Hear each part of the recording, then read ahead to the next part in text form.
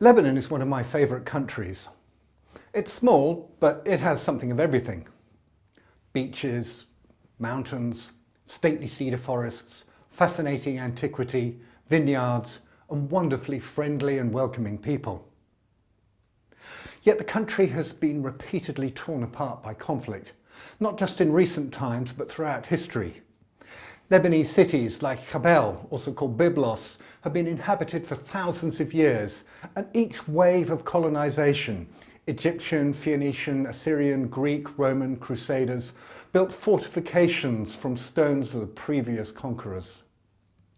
Some places on Earth appear to sit on the edges of cultural tectonic plates, the fracture lines of civilizations, subject to regular earthquakes and volcanoes of conflict. I remember a graphic phrase by a journalist reporting about the Balkan Wars on the radio programme from our own correspondent. He said some places have so much history that they export it. And Lebanon is certainly one of those places. A few years ago, I wanted to do some research on the effect of conflict on the environment in southern Lebanon, in the area known as the Blue Line, which is subject to repeated incursions by Israel and responses by militia groups. We were turned back at the checkpoint as the security forces considered it too dangerous for foreigners to enter.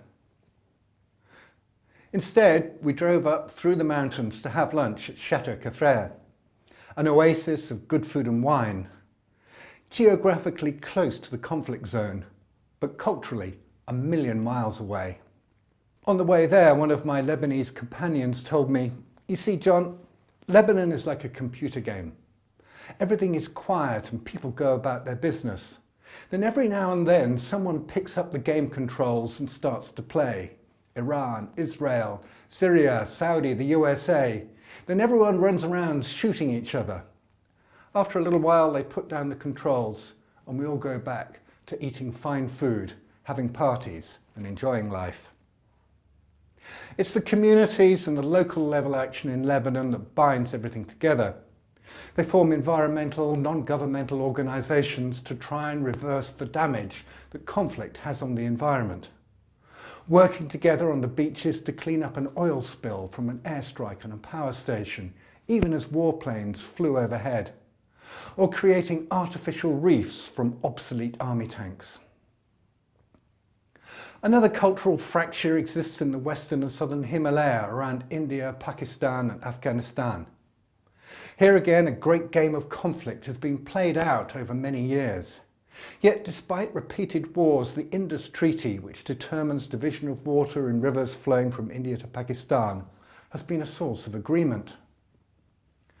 The fundamental importance of the environment to all who use it is reflected in major international treaties on biodiversity and climate as a common concern of humankind.